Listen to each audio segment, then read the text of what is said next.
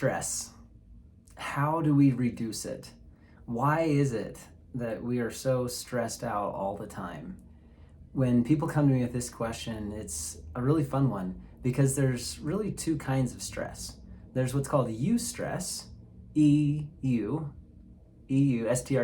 that's eustress, and eustress is positive stress. That word eu, like the word euphoria, eu means positive. It's stressing you in a way that's allowing you to grow. Think about when you go to the gym or you lift weights or you're working your body out. What's happening is the muscles have micro tears, and those micro tears are breaking down so that they can then build up additional muscle. And when you have those micro tears, it's putting your body through a stressful situation, which is helping you to grow, to build strength that wasn't there before. So that's the first kind of stress. And we don't normally talk about eustress. That's good stress. The other kind of stress that most people are talking about is distress. When you're putting your body or your psychological state into something that is not helping you build. It's actually breaking you down. And that's where we have burnout, where we have literal breakdowns in our lives. And so don't think of all stress as bad, is the first thing that I would share. I love the trees as an example. And in my book, I talk about what happens when a tree is developing stress wood. Stress wood is what occurs when there is turbulence and wind. It's a tree developing the strength that it needs to be able to continue to grow and withstand further turbulence and adversity and storms that happen. In fact, without that wind and that resistance and that opposition, a tree actually can't survive. There's this phenomenal study that they did in the 90s. And this study was on several acres in Arizona where they built a biodome. And they stuck a handful of scientists into this biodome, and they wanted to see what would happen if they completely secluded these people from everything else going on in the world. And they gave them everything that they needed for a few years to be able to survive. And they were not able to leave. They could have communication, obviously, with the outside world, but they grew their own food, they had their own sources of water, and they just lived off of the land in this, protected bubble, essentially. And they found that things grew extremely fast in this biodome. And one of the things that they saw that was growing so fast were trees, but the trees would actually start to grow and then they would die. And they really struggled to figure out what was contributing to the death of these trees. And the one thing that they had not accounted for in this biodome was wind. The trees were lacking the wind to be able to create stress wood, which is what they termed it. It's what trees are able to have after they experience all of the resilience that comes from turbulence. So when you're experiencing stress, the first thing to do is say, okay, is this distress? Is this breaking me down? Or is it eustress, providing a strength that can build me up inside? Once you've identified if it's eustress, then say, okay, I know that this is not happening to me. This is happening for me. There is a purpose in this pain. There is a reason for it. There is something for me to learn. There is growth, there is development, and it's maybe not as bad as I thought that it was. This is happening for me. Now, certainly there are things that we do to ourselves that doesn't serve us, and that is where we experience distress. And when you're experiencing distress in your life, I always take a client back to what triggered it. Like, where did this start from? What is the source of this stress? And sometimes it's not always what you think it might have been. Kind of like if you go to a chiropractor or a physical therapist and you say, man, I'm experiencing this pain right here, in my neck. And they say, oh, well, it's actually what's going on over here on this side, but you're feeling the pain over here. So identify the stress, where's the pain, and yet what triggered it? Where did it actually come from? So Let's say you are feeling lots of stress at home with your kids, and it may not be the kids that is the source that triggered this stress. It could be something going on at work, and you just happened to take it out on the poor kids at home. So when you can take that golden thread and pull and figure out where did it start, then you're actually able to get to the root cause of stress rather than just the symptoms. And I think way too often in our world, we are treating symptoms way too often. And that could be like physical, mental, emotional symptoms, psychological, but certainly when it comes to stress, we want to make sure we're getting to the root cause. So identify what is it? What is it that this stress is really coming from? And maybe it's just showing up over here. Once you identify what that stress is, it's time to ask some more questions. And here's some of the questions that I ask my clients, okay? Could I have prevented this stress? And if the answer is yes, then okay, great. If I could have prevented it, then what would that have looked like? Because if I could have prevented it in the past, then that empowers me to be able to prevent it in the future. Could I have prevented it?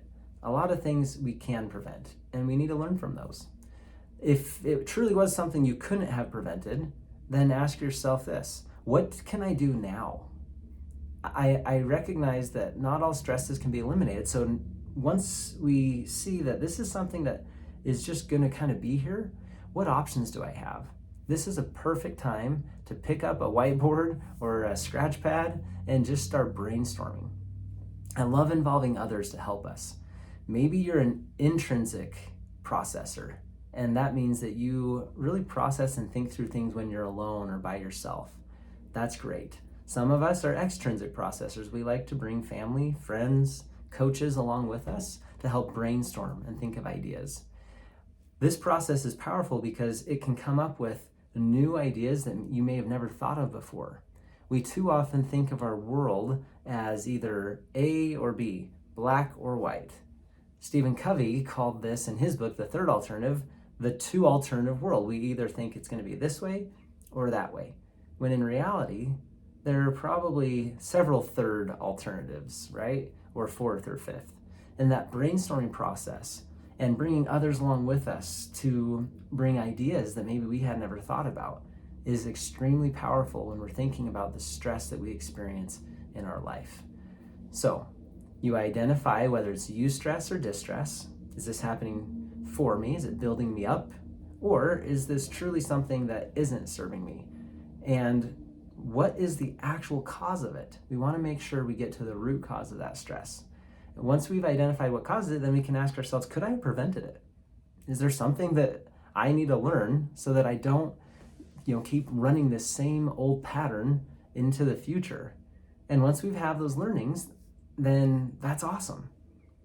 But if we couldn't have prevented it, then we need to just deal with the situation as it is and brainstorm. What can I do now? What are some possible solutions? And bringing others along is a wonderful way to do that. Okay, so once you begin to have some solutions in place, we want to make sure that we have a plan. I love it when clients come to me with their what they call problems. Like, I've got this problem, it's stressing me out. And I say, well, do you have a problem or do you have a plan? And they say, well, what do you mean? I said, well, if you have a plan, then you don't have a problem anymore. There's a solution in place to take care of the problem. So as you're looking at your stressors, the things that are just really tearing you apart, make certain that you have a plan. Once you have a plan, then you don't have to stay stuck in the problem. And it really is important to be able to acknowledge that, to say, hey, I no longer have a problem. There's a plan in place. Although it still hurts now, I've got that pain, there is something that's going to relieve it. I know that if I stick with this plan, that tomorrow, next week, next month, next year, I'm going to be okay. When you can future pace yourself to that desired outcome, when you can get to the end and see with the end in mind, then it changes your psychological state. Your unconscious mind does not know the difference between fantasy and reality. It's your imagination is real to your unconscious mind. It also doesn't differentiate time. So when you put yourself into a future state by seeing it, by journaling on it, by creating the vision board, by meditating, then you're actually tricking your unconscious mind, and it will put you into a powerful, into a positive state rather than a stressed state. That is an incredible life hack. You can trick your unconscious mind, and you can be in a state of empowerment, in a state of relief before you're actually getting those outcomes, because you've told your unconscious mind that that's what you desire to have. So powerful. I've heard it said before that your cells eavesdrop on your thoughts. And what that means is your body, like at a cellular level, will take on whatever it is that you tell it to through your thoughts. And this is what gets people to change states quickly and powerfully. So if you're in that stress state, take the solution, create the plan, and then envision and see and feel and put yourself in that desired outcome by bringing the future to the now. That is an incredible tool to help you when you're feeling stressed. Now, the other thing that I want to share on this, and we could talk about this forever, but this is the last thing that I think would be extremely helpful today. Look at those around you. I've heard it said that your environment will always be stronger than your willpower. If you look at those around you, those you work with, those in your home, your friends, your community, are they contributing to this stress, or are they relieving it? Everyone is coming to you with a dump truck, and they're either dumping stuff on top of your load, right, your life, or they're helping to take stuff away. Are you surrounded by people that are dumping on you, or are they helping to lighten the load? Now, that can be a tricky thing, to identify people that may not be helping, that may actually be hurting. And I know it's not fun to set boundaries.